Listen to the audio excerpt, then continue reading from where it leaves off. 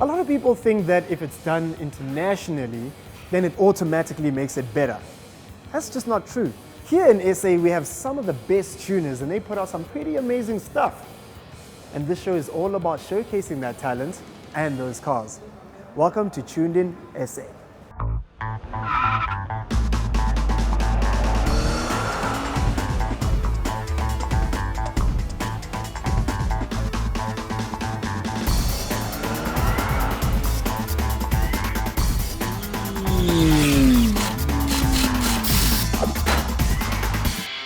Last week we showed you what RGM's BMW M3 is capable of.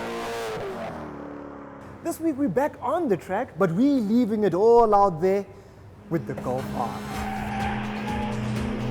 From a hot little German to a super hot Italian, we visited Race to meet the man behind the shop and to see what they've done to a Ferrari Speciale.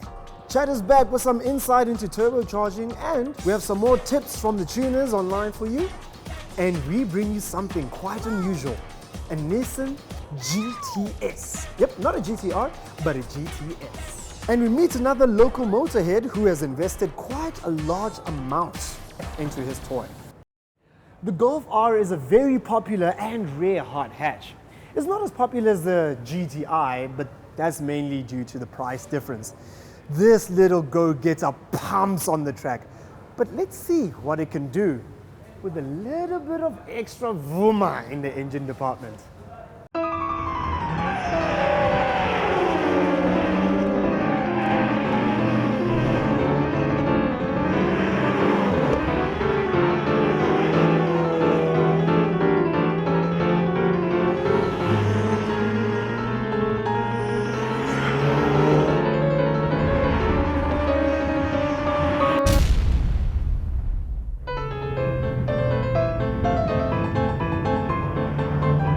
Volkswagen Golf has been ruffling feathers since its launch in 1974, and 40 years down the line, things are no different.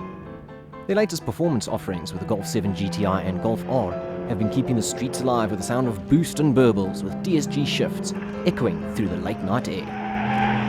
The DSG derivative of the R-Line model is a Dr. Jekyll and Mr. Hyde, a calm, mild-mannered daily drive in full auto, and a tarmac terrorizing beast in race mode.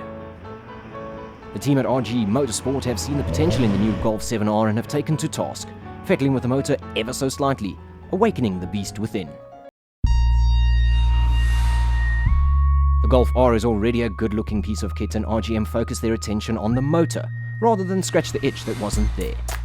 Their development Golf R already sits 20mm lower than the GTI and carries the original R-Line bodywork and trim pieces. They've added a touch of flair with some RG Motorsport decals so that you know not to mess with it.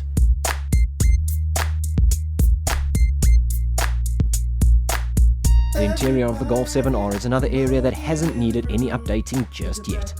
The range-topping Golf is already well equipped, but features a few tasty changes over the previous model. New switchgear and steering controls complement the addition of piano black inserts in the dash and fascia panel. The leather bucket seats are emblazoned with the R emblem, and despite their effective support, offer little hindrance when entering or exiting the car. You gotta dip it, pop it, shake it, drop it, dip it, pop it, shake it, drop it, dip it, pop it. The heart of the beast is an updated EA888 2-litre 16-valve 4-cylinder motor with a revised cylinder head, exhaust valves, valve seats and springs, pistons, injector valves and KO4 turbocharger. RG Motorsport have developed a carbon airbox with performance filter for the 7R to feed cool air to the KO4 turbo. It's supported by an RG Motorsport plug-in power module to make the most of the new hardware. To help the air escape, an 85mm Techniflow stainless steel downpipe runs from the exit of the turbocharger to a 76mm Techniflow stainless steel mandrel bent and TIG welded exhaust system. Damn, baby girl, don't you stop. Get into it, shake that thing like you don't care. Now, this takes the power from a stock 206 kilowatts to 240 kilowatts and boosts the torque from the original 380 newtons to an impressive 448 newton meters. But can the changes be felt?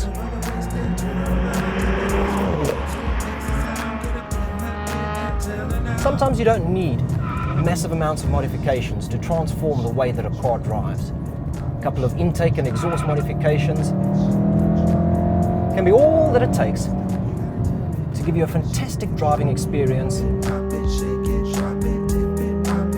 Now, while there may only be a few small modifications in the form of the intake,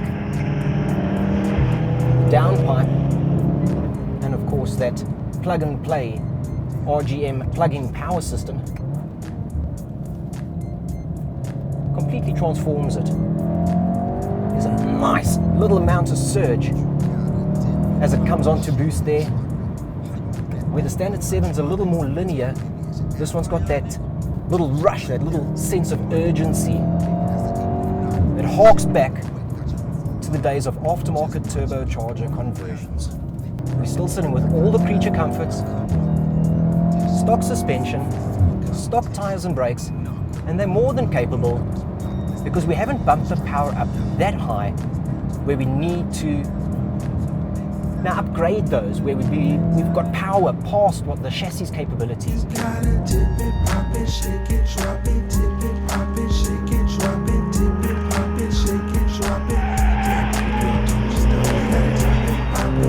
Now you've got to ask yourself about lag.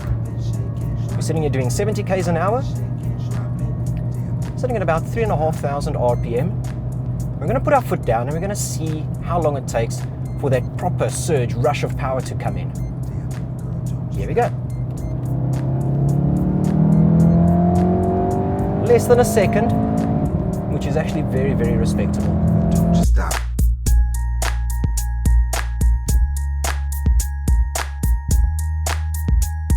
RGM are constantly developing the car though, so we can expect to see a little more power extracted from it, but we'll only be able to do that up until a point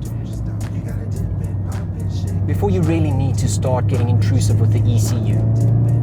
In the meantime, these handful of modifications have made this Golf R an absolute treat to drive.